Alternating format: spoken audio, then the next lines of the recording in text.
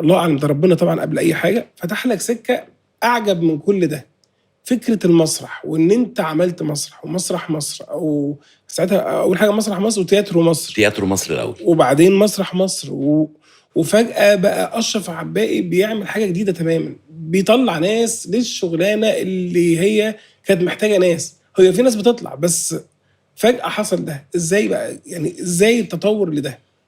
التطور بدايه انت اصلا بتحب المسرح طبعا، يعني زي ما حكيت لك كده، فانت اصلا خلصان في من المسرح. وانا 16 سنه صح. بعمل مسرح. بعمل مسرح بكل تفاصيله، بالديكور، بالاضاءه، بالاعداد الموسيقي. لما كنا نجيب شرايط نحط 2 كاسيت قدام بعض، فتيجي تسمع المزيكا بتعمل تراك، تقوم دايس في اللحن تراك كده اهو، لغايه شرايط الفيديو.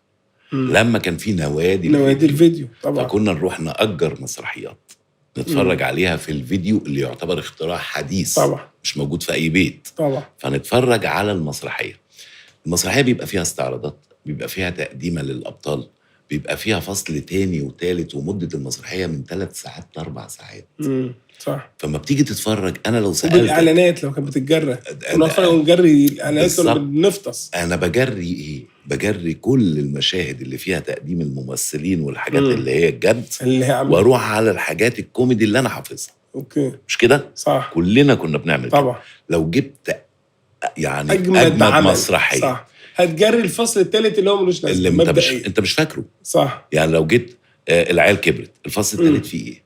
تقعد تفتكر. لو جبت المتزوجون، صح. الفصل الثالث اما راحوا القصر ماشي، عايش. تمام، صح. ماشي. لو جبت هتلاقي في كل مسرحيه المشاهد اللي انت حافظها. صح. المشاهد ما شافش حاجه المحكمه. صح.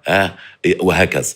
طيب، يبقى اذا ملخص المسرحيه ال3-4 ساعات دي ساعه.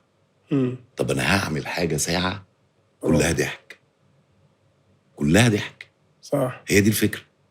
ازاي نفس العيال اللي كانوا معايا في فرق الهواة اللي عندهم طاقة وعندهم باور، هم دول. كنت أنا قبلها بتفرج. أنا إلى الآن بروح عروض مسرحية، إذا كان في الجامعة أو إذا كان فرق هواة، وإلى الآن في أي حتة. أي حتة بتروح في مثلا عرض في كذا تروح. طبعا، لو سمع عنه كويس.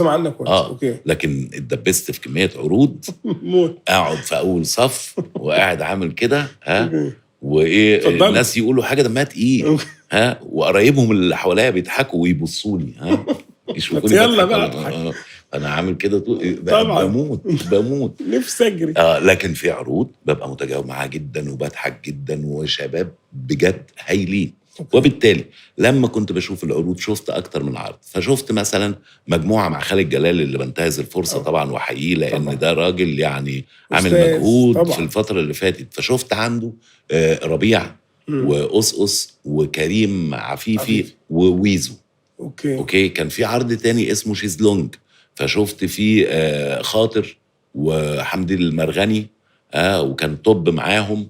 وكان في حد اسمه سامح عبد السلام، مخرج شاطر جدا، بس كمان كان بيمثل في العرض ده. ومجموعة تانية إبرامو بيشوي وحامد، دول كانوا طب. عين شمس، طب عين شمس، وبيعملوا مسرحيات في طب. فأخدت دول من هنا، واخد تليفوناتهم